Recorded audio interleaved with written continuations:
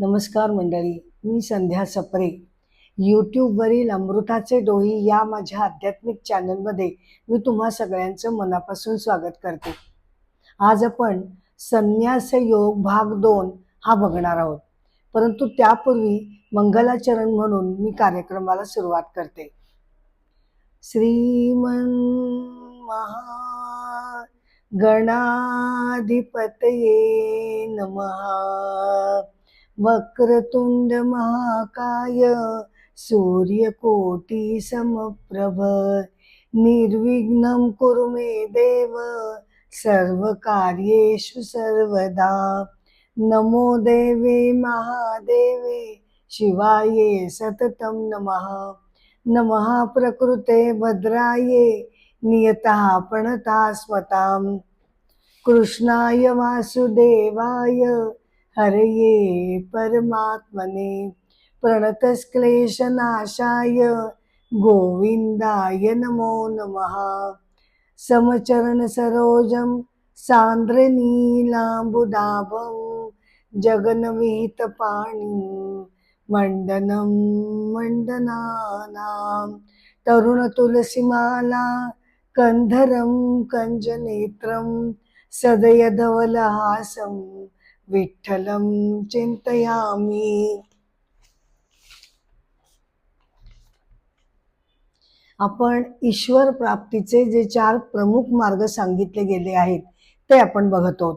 निष्काम कर्मयोग आपण बघितला, भक्तियोग बघितला, आता संन्यास योग आपण बघत आहोत. मागच्या वेळेला संन्यास योग एपिसोड 1 आपण बघितला. आता संन्यास मार्ग भाग 2 याला मी सुरुवात करत आहे. आता ईश्वर प्राप्ती म्हणजे नेमकं काय आणि त्यासाठी संन्यासावर का भर दिला जातो, याचं कारण असं आहे की ईश्वर प्राप्तीसाठी ईश्वर प्राप्तीसाठी आपल्या मन आणि बुद्धीचं संपूर्णपणे शुद्धीकरण अपेक्षित आहे. म्हणजे कोणतेही विकार नको, राग नको, लोभ नको, मत्सर नको. हे जे सगळे विकारांनी आपलं जे मन दूषित झालेलं असतं, तसा दूषित मन ईश्वर प्राप्तीसाठी चालत नाही.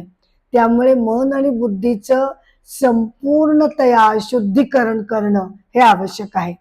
आणि संन्यास मार्गावर कसं होतं तर संन्यास मार्गावर संन्यासी सगळे राग विकार, सगळे राग लोभ, सगळे विकार हे मागे सोडून संन्यासत्वाची शाल पांघरून वैराग्य धारण करून तो त्याच्या मार्गावर चालत असल्यानं ते वैराग्यामुळे, त्या प्रखर वैराग्यामुळे मन शुद्ध व्हायला त्याला मदत होते. आणि आता ईश्वर प्राप्ती म्हणजे तरी नेमकं काय किंवा आत्मसाक्षात्कार ज्याला म्हणतात ते काय, तर ईश्वर हे काय आहे मुळात तर सगळ्या ब्रह्मांडाच्या मुळाशी असलेलं हे ऊर्जा तत्व आहे. आणि तेच ऊर्जा तत्व किंवा परमतत्व हे मनुष्याच्या शरीरामध्ये सुद्धा तेच परमतत्व वसलेलं आहे. मग आता ते जर माझ्याही हृदयात आहे तर मग एवढं कठीण काय? मग मी त्याला जाणू का शकत नाही? खरं तर प्रत्येकालाच आत्मसाक्षात्कार व्हायलाच हवा, कारण जर प्रत्येकाच्याच हृदयामध्ये ते आहे मग त्याला अडचण कोणती आहे? तर त्याला अडचण अशी आहे की आपलं मन हे विकारांनी भरलेलं असतं. अनेक विकार आपल्याला त्रास देत असतात आणि मन हे शुद्ध राहत नाही.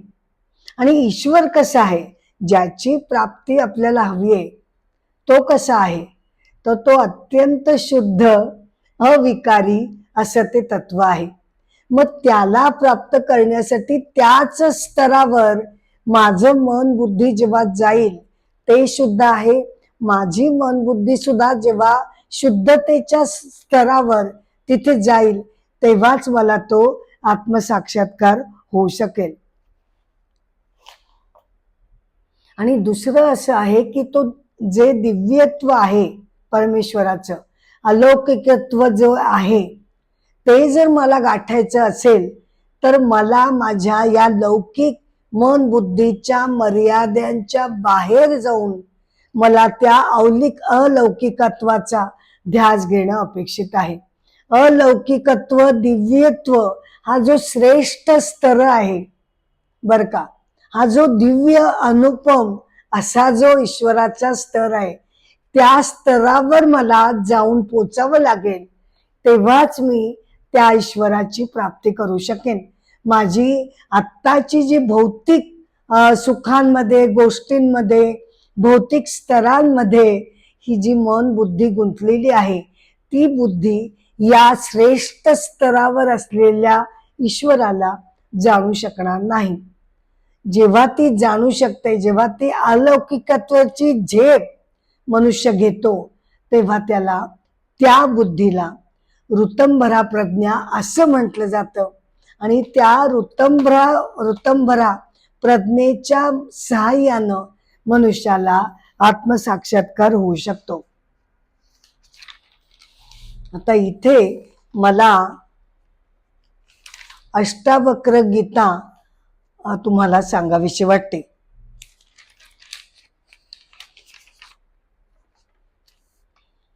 अष्टावक्र महर्षी हे वेदकालीन महर्षी होऊन गेले आणि ते अत्यंत प्रसिद्ध आणि आत्मज्ञानी असे ते ऋषी होते.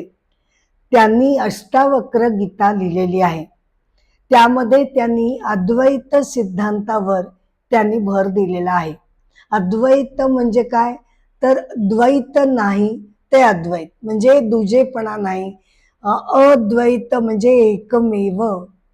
या जगतामध्ये हे ब्रह्मांड जरी हजारो लाखो गोष्टींना ते भरलेलं असलं, विविधता असली, तरी ती विविधता जी आपल्याला दिसते ती वरवरची विविधता आहे. प्रत्येकाचं नाम, रूप, रंग, आकार, शरीर हे सगळं प्रत्येकाचं वेगवेगळं आहे. परंतु प्रत्येकामध्ये, अगदी प्रत्येकामध्ये एकच एक परमतत्व भरलेलं आहे आणि तेच केवळ असत्य आहे असं अद्वैत वेदांत सांगतो. तर अद्वैत सिद्धांतावर अष्टावक्र मुनींनी त्याच्यावर भर दिलेला आहे. हे जगत जरी आपल्याला भासत असलं, दिसत असलं, आपण इंटरॅक्शन करत असलो, त्याची भव्यता जरी आपल्याला जाणवत असली, तरी सुद्धा ते परमतत्वाच्या तुलनेनं त्याची सत्यता ही खालच्या दर्जाची पडते. का? कारण प्रत्येक आणि प्रत्येक गोष्ट येथील विनाशी आहे, कधी ना कधीतरी नाश पावणारी आहे, बदलणारी आहे. या अर्थानं त्याला मिथ्या म्हटलं जातं. तेव्हा अष्टावक्र मुनी, अष्टावक्र गीतेमध्ये जो संवाद आलेला आहे तो कोणाचा आहे, तर महर्षी अष्टावक्र आणि राजा जनक यांच्यातील संवाद अष्टावक्र मध्ये आलेला आहे. ते म्हणतात, तुम्ही प्रत्यक्षात आत्मस्वरूप आहात. तुमची खरी ओळख काय आहे? शरीर आणि मन नाही, तर आतलं जे आत्मतत्व आहे ती तुमची खरी आयडेंटिटी आहे. तुम्ही प्रत्यक्षात आत्मस्वरूप आहात, तीच तुमची खरी ओळख आहे. तुम्ही चिरंजीव आहात, तुम्ही स्वयंप्रकाशी आहात.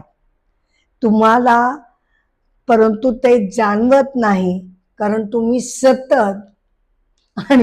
सतत अस्वस्थ असता, बेचैन असता, विकारी असता, चिंताग्रस्त असता. त्यामुळे तुम्हीच तुम्हाला कैदेमध्ये डांबून ठेवलेलं आहे. तुम्ही प्रत्यक्षात अविकारी आहात. मग का या चिंता, काळजा, राग, लोभ, दुरावा? कारण तुम्ही तुमच्या शरीर आणि मनाला कवटाळून बसलेले आहात. उठा, या स्वनिर्मित तुरुंगातून तुम्ही बाहेर पडा. बर का, उठा, तुम्ही या स्वनिर्मित तुरुंगातून बाहेर पडा आणि मग तुम्हाला कळेल की तुम्ही मुक्तच होता, मुक्तच आहात आणि सदैव नित्य मुक्तच असणार आहात. हे शाश्वत सत्य तुम्हाला तेव्हा उमगून जाईल.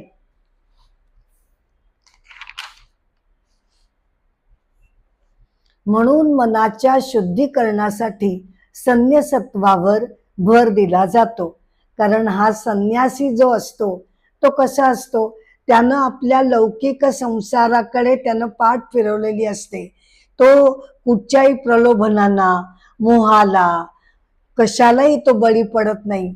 आणि तो शक्यतो एकांतामध्ये राहून, बर का, शक्यतो एकांतामध्ये राहून तो संसारापासनं आणि विकारांपासनं अलिप्त राहून केवळ आणि केवळ ईश्वर प्राप्तीच्या ध्यासामध्ये तो मग्न असतो. आणि त्यासाठी पहिली अट लागते ती म्हणजे वैराग्य. कडकडीत, अगदी कडकडीत असं वैराग्य त्यासाठी लागतं. क्षणिक नको बर का. तसं क्षणिक अधूनमधून मला सुद्धा वैराग्य येतं, नाही असं नाही, पण ते वैराग्य उपयोगी पडत नाही. आणि म्हणून या संन्यस्त वृत्तीला, या वैराग्याला मी अंतर्तृप्त वैराग्य असं नाव देऊ इच्छिते. का? कारण ते जे वैराग्य आलेलं आहे ते बळजबरीनं आलेलं नाही, मुद्दाम नाही, कष्ट करून नाही. बाबा आता मला टिकवायचं आहे वैराग्य, काय करू, मला ईश्वर प्राप्ती हवी, आता वैराग्याशिवाय मला काही उपाय नाही, अशा त्रासिकपणातून किंवा बळजबरीनं, हट्टानं, जबरदस्तीनं ते वैराग्य आणलं जात नाही. जरी आणलं तरी ते क्षणिक राहतं, त्यामुळे त्याचा काही उपयोग नाही. त्यामुळे ते अंतर्तृप्त वैराग्य संन्यस्त व्यक्तीच्या मुखावर ते विलसत असतं. कारण का? कारण ते अगदी सहज असतं, मनातून ते आलेलं असतं, उत्स्फूर्त असतं. त्याचं सगळं मन हे ईश्वराच्या प्रेमानं, त्याच्या भक्तीनं इतकं काठोकाठ भरून गेलेलं असतं की वैराग्य मुद्दाम आणायची त्याला गरजच राहत नाही. ते निर्मळ, स्वच्छ आणि शुद्ध वैराग्य, त्याचं तेज त्याच्यावर विलसत असतं. अथर्व वेदामध्ये बर का, अथर्व वेदामध्ये एक छोटस परंतु अर्थगर्भ असं उपनिषद आहे. कैवल्य उपनिषद असं त्याचं नाव आहे. आणि त्यामध्ये बर का शिष्यानं गुरुला हाच प्रश्न नेमकेपणानं विचारलेला आहे. शिष्य विचारतो की ईश्वर साक्षात्कार होण्यासाठी सगळ्यात पहिली मुख्य अट त्याच्यासाठी काय? तेव्हा गुरु निसंशयपणे त्याला असं सांगतात की केवळ आणि केवळ वैराग्य आणि संन्यस्त वृत्तीनंच हे ईश्वर आत्मप्राप्ती किंवा ईश्वर साक्षात्कार मनुष्याला होऊ शकतं. आणि इथे गुरु कोण आणि शिष्य कोण हे आपण जाणलं तर आपल्याला त्याचं गांभीर्य नक्कीच लक्षात येईल. कैवल्य उपनिषदामध्ये गुरु आहेत ते कोणी साधे सुधे गुरु नाहीत, साक्षात ब्रह्मदेव आहेत. आणि शिष्य तरी कोण आहे? तोही अतिशय ज्ञानी असा महर्षी आहे. कोण आहे ते? अस्वलायन महर्षी, जे स्वतः ज्ञानी असून त्यांनी ब्रह्मदेवांना हा प्रश्न विचारलेला आहे. आणि ब्रह्मदेवांनी सगळ्यात महत्वाचा पहिला गुण म्हणजे वैराग्य, याच्यावर त्यांनी भर दिलेला आहे. आद्य शंकराचार्यांचं यती पंचकम म्हणून एक अतिशय सुंदर भाववाही स्तोत्र आहे.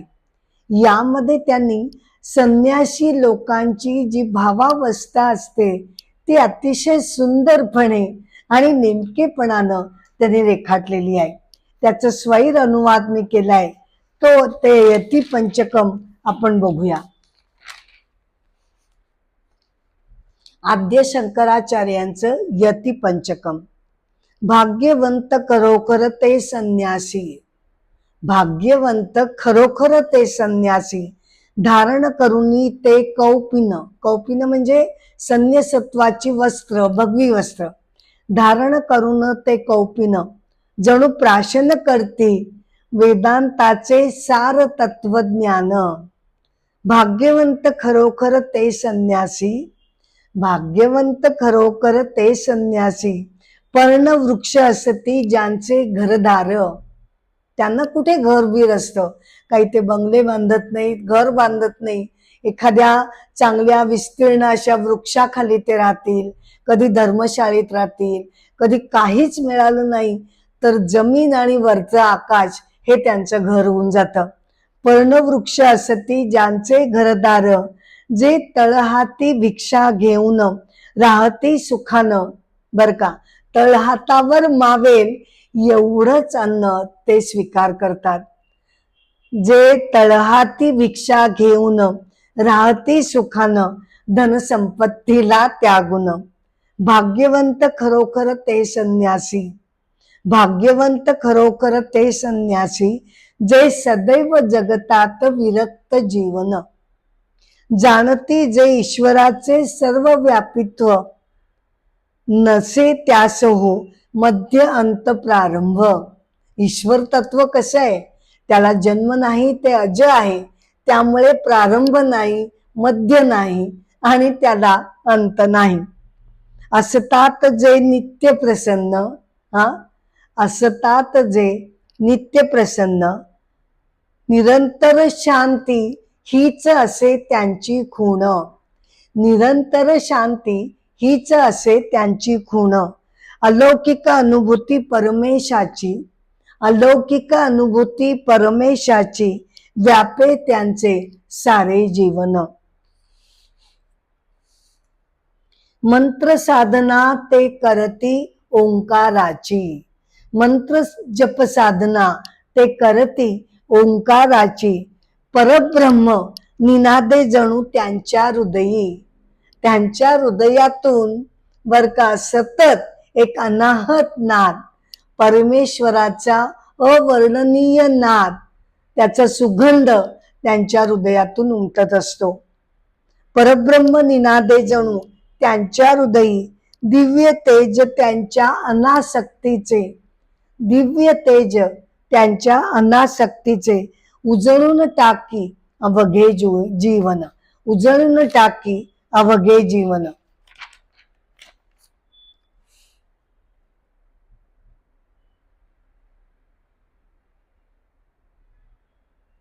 हे आत्मतत्व कुठे आणि कसं वसलाय हे मुंडक उपनिषदामध्ये मोठ्या सुंदर रीतीनं आपल्याला समजावून सांगितलेलं आहे. तिथे असं म्हटलंय की ते हृदयामध्ये स्थित असून, बर का, आता हृदय म्हणजे फिजिकल हृदय नाही बर का, हृदय हे आध्यात्मिक दृष्टीनं त्याचा अर्थ वेगळा आहे. आध्यात्मिक दृष्टीनं हृदय म्हणजे ज्या साधकाचं मन अनुकंपेनं, दयेनं, करुणेनं यानं जेव्हा ते व्यापलेलं असतं त्याला हृदय असं म्हटलं जातं. हे आत्मतत्व हृदयामध्ये स्थित असून साधकाच्या सततच्या ध्यानामुळे आणि मनबुद्धीचं संपूर्ण शुद्धत्व प्राप्त केल्यामुळे त्यांच्या बुद्धीला एक अलौकिक क्षमता प्राप्त होते आणि त्यामुळे ती अलौकिक बुद्धी ही आत्मतत्वामध्ये विलय होऊन जाते आणि मग केवळ आणि केवळ मन बुद्धीचं विलय होऊन केवळ आणि केवळ ते आत्मतत्व, त्याचा झगमगता प्रकाश, त्याचं तेजोमय दिव्य प्रकाश हा फक्त विलसत राहतो. हा क्षण अगदी अवर्णनीय जरी असला तरी साधकाला तो अंतर्बाह्य बदलून टाकतो. मुंडक उपनिषदामध्ये या आत्मसाक्षात्कारानं नेमकं घडतं तरी काय याचं सुंदर वर्णन आलेलं आहे.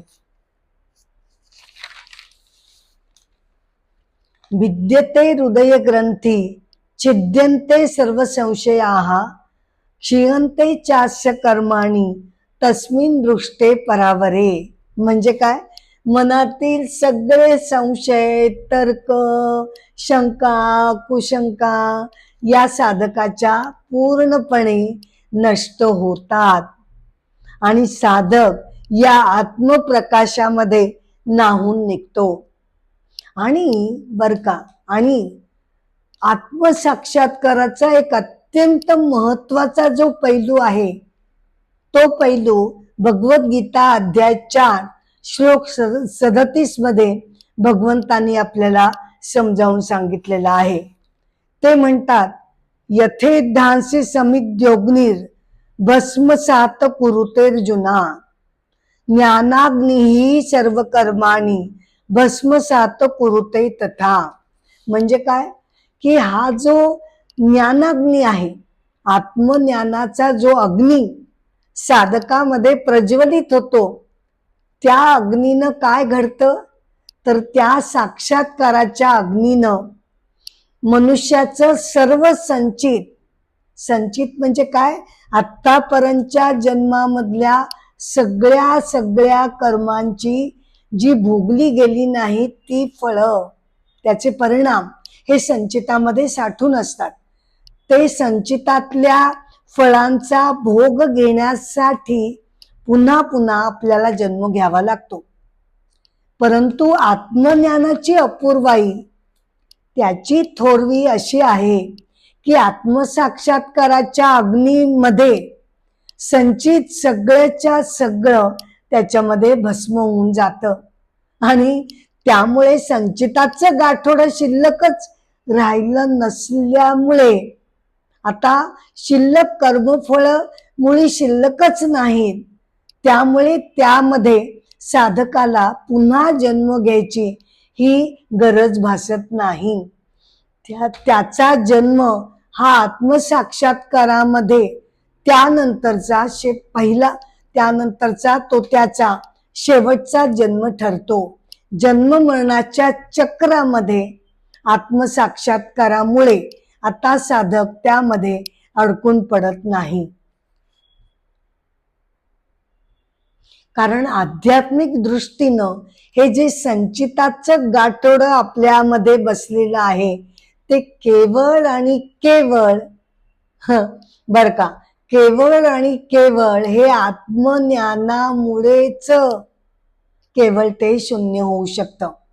म्हणजे मी जर असं म्हटलं की ठीक आहे, मी सगळ्या आयुष्यभर अत्यंत सात्विक शुद्ध वृत्तीनं वागीन, मग तर झालं, मी कोणतंही पाप करणार नाही, मनानं शरीरानं कायेनं वाचेनं वाणीनं सर्वत्र अगदी मी शुद्ध राहीन, एवढी जरी मी काळजी घेतली तरी सुद्धा माझं संचिताचं गाठोडं काही केल्या शून्य होणार नाही. का?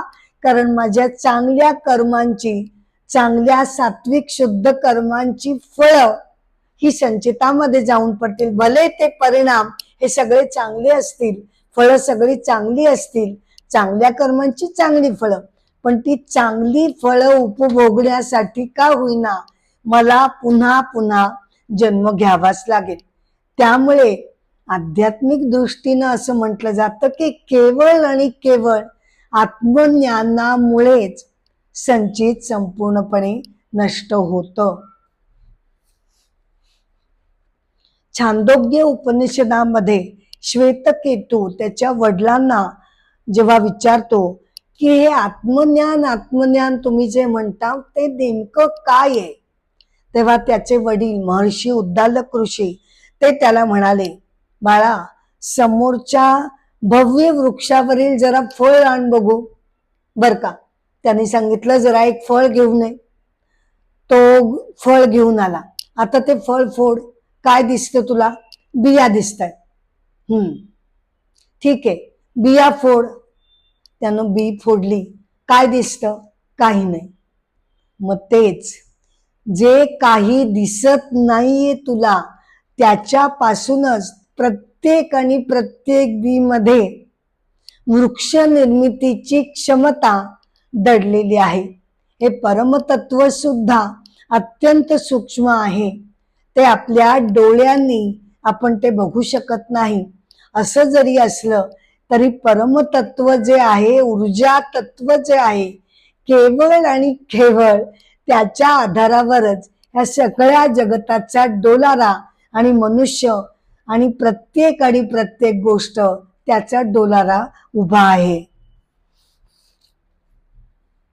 विवेक चूडामणीमध्ये आद्य शंकराचार्य असं सांगतात की या भव्य दिव्य जगतामधून ज्या ज्या लाखो करोडो गोष्टी आहेत त्या बाजूला करा बर का.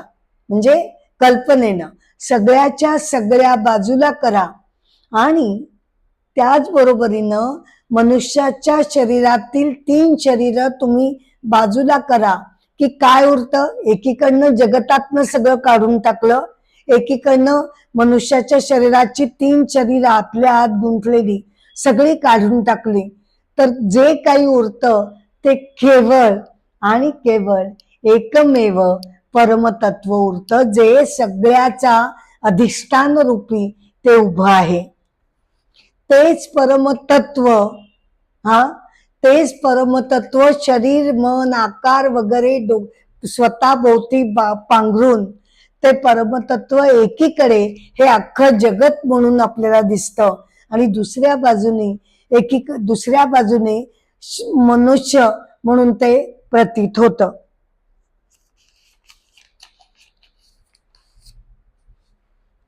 इथे मला आत्मज्ञानी रामकृष्ण परमहंस यांची कथा मला सांगावीशी वाटते. जन्म 1836, मृत्यू 1886.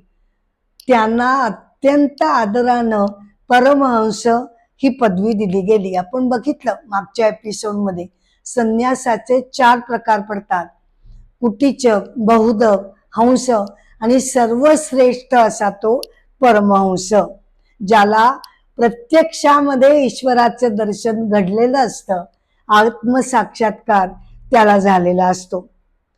रामकृष्णांना सुद्धा परमहंस ही अत्यंत आदरपूर्वक अशी पदवी दिली गेली.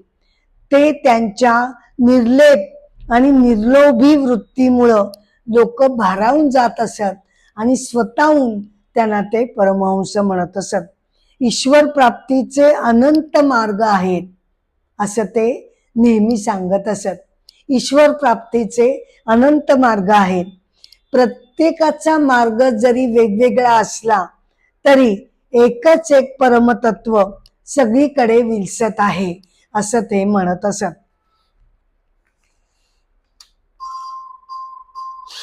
कामारपुकुर या गावी बंगालमध्ये त्यांचा जन्म झाला. दक्षिणेश्वर काली मंदिराचे ते मुख्य पुजारी होते. त्यांच्या अविरत साधनेमुळे त्यांना अनेक दैवी अनुभव आले. 1865 मध्ये त्यांनी त्यांचे गुरु तोतापुरी यांच्याकडून संन्यास दीक्षा घेतली. त्यांच्या नावाने त्यांचे प्रमुख शिष्य विवेकानंदांनी 1897 मध्ये रामकृष्ण मिशनची स्थापना केली. विवेकानंदांनी आपल्या गुरूंना म्हणजे रामकृष्णांना एकदा विचारलं की ईश्वर खरोखरच असतो का? ईश्वर खरोखर आहे का? तेव्हा अत्यंत सुंदर मर्मग्राही असं उत्तर रामकृष्णांनी दिलं. ते म्हणाले, हो, ईश्वर असतो असतो असतो आणि तो प्रत्येकाच्या वागणुकीतून, प्रत्येकाच्या वाणीतून, विचारातून तो प्रगट होत असतो. असं अत्यंत सुंदर अर्थपूर्ण असं उत्तर त्याने दिलं.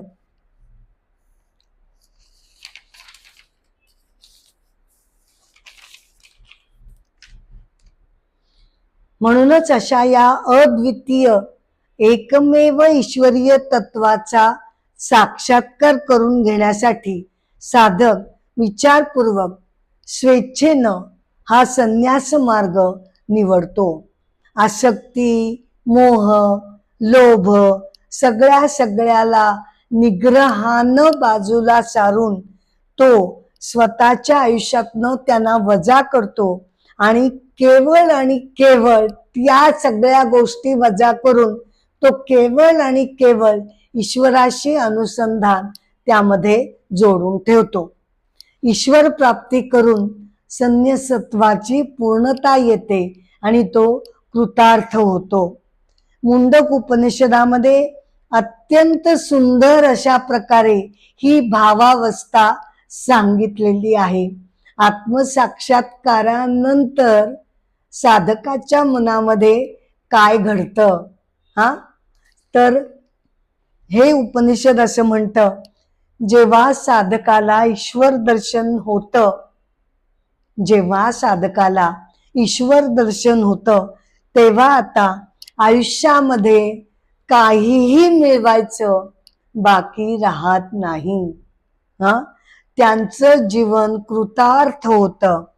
सर्वव्यापी परमेश्वराला, सर्वव्यापी परमेश्वराला सर्वत्र प्रत्येक आणि प्रत्येक माणसामध्ये ईश्वर स्वरूप तो आहे अशा दृष्टीनं जेव्हा तो बघायला लागतो, प्रत्येक गोष्टीमध्ये, चराचरामध्ये, प्रत्येक व्यक्तीमध्ये ईश्वरच आहे हे जेव्हा जाणून तो त्याप्रमाणे सगळ्यांशी प्रेमानं, करुणेनं वागायला लागतो. सर्वव्यापी ईश्वराचं अस्तित्व, त्याची खूण त्याला जेव्हा मनोमन पटते, तेव्हा त्याचं जीवन कृतकृत्य होतं. आपणही सर्व साधकच आहोत. प्रत्येकाने काही संन्यास घ्यायची गरज नाही, तशी आपण ते करणं पण शक्य नाही. पण आपण आहे याच संसारामध्ये राहून सुद्धा आपण आहे याच संसारामध्ये राहून सुद्धा वैराग्य वृत्तीनं राहण्याचा, वागण्याचा मनापासून प्रयत्न तर नक्कीच करू शकतो. आणि निश्चयपूर्वक जेव्हा संकल्प केले जातात तेव्हा ते व्यर्थ जात नाहीत. फक्त श्रद्धा हवी, विश्वास हवा, ईश्वराशी अनुसंधान हवं. ही श्रद्धा मनाशी बाळगून हा आत्मप्रवास आपल्याला प्रत्येकाला जसं झेपेल, जमेल तशा त्या मार्गावरून आपल्याला तो करायचा आहे. आणि आपलं जीवनही सार्थकी लावण्याचा प्रयत्न आपण करणार आहोत, यात काही शंका नाही. आतापर्यंत आपण ईश्वर प्राप्तीचे निष्काम कर्मयोग, भक्तियोग, संन्यास योग असे 3 मार्ग बघितले. आता प्रमुख मार्गांपैकी शेवटचा 4था मार्ग जो आहे ध्यान योग, तो आपण पुढच्या एपिसोडमध्ये बघूया. या एपिसोडची सांगता जरी मी करत असले तरी अनेक एपिसोड घेऊन मी तुमच्या भेटीला येतच राहणार आहे. कृपया तुम्ही सर्वांनी अमृताचे डोही या माझ्या चॅनलला शेअर करावं, लाईक करावं, सबस्क्राईब करावं ही माझी नम्र विनंती आहे. पुढचा एपिसोड मी घेऊन येते तो ध्यान योगाचा. एपिसोडची सांगता मी गजरानं करत आहे. जय जय राम, राम कृष्ण हरी.